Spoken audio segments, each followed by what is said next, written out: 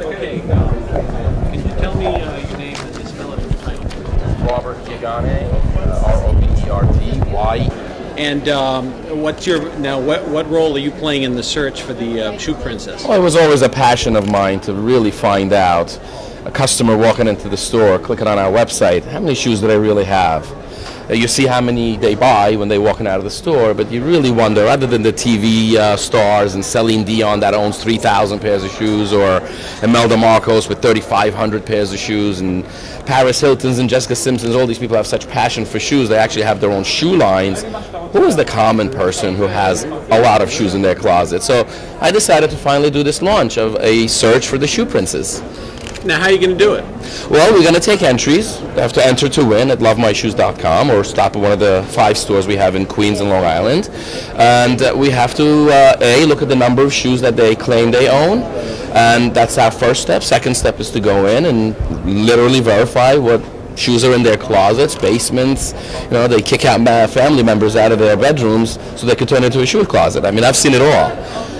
And how do you know that some people are not going to try to game the system, you know, call all their friends for their shoes? We thought about that. The shoes have to be all one size, they have to be slightly worn, and they have to really look like they fit where they are. I mean, if you see a pile of shoes in the middle of a living room, they're borrowed. You know, we're going to ask questions, we're going to look deeper. There has to be a shoe closet, there has to be a basement, there has to be, we know the flow of a shoe lover, because they take care of their shoes. You know, they don't just put them across the room. They know exactly what's where, and if it's a flat or if it's a high heel or whatever. The passion that goes into it, we'll be able to detect and verify. So you've got to be a real gumshoe. We are a gumshoe. Yes, that's a good one. Thank you. That's a good label. I'll put that on my business card. What's the profile of the person who you think is going to end up being the winner? The profile is she makes $500 a week and she spends $6 on shoes. That's the profile. It's a real shoe addict, a real shoe lover who really they wear an $8 T-shirt, a $25 pair of jeans, and they spend $100 on the shoes.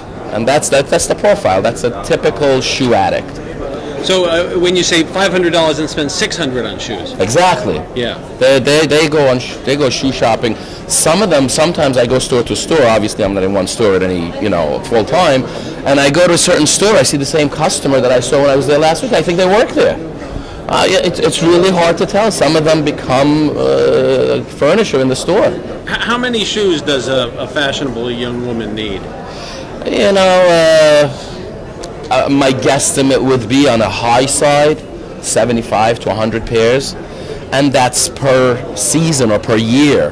That's a lot of shoes. Mm-hmm. What do you think the number is going to be of the winner? I think if they really tell the truth, and if they really have been waiting all these years to be discovered, I'm looking at 400, 500 pairs, which is a lot of shoes. That's a big space to store them. All right, anything you'd like to add, Robert? Enter to win, girls. Get around, gather around with your girlfriends. Enter to win. You win a supply of shoes for a full year, and you will travel with us on our next shoe show in Las Vegas to buy the spring 2010 and fall 2010 selection for lovemyshoes.com. Okay, Robert Giagane, retailer at lovemyshoes.com. Thanks for joining us. Thank you very much.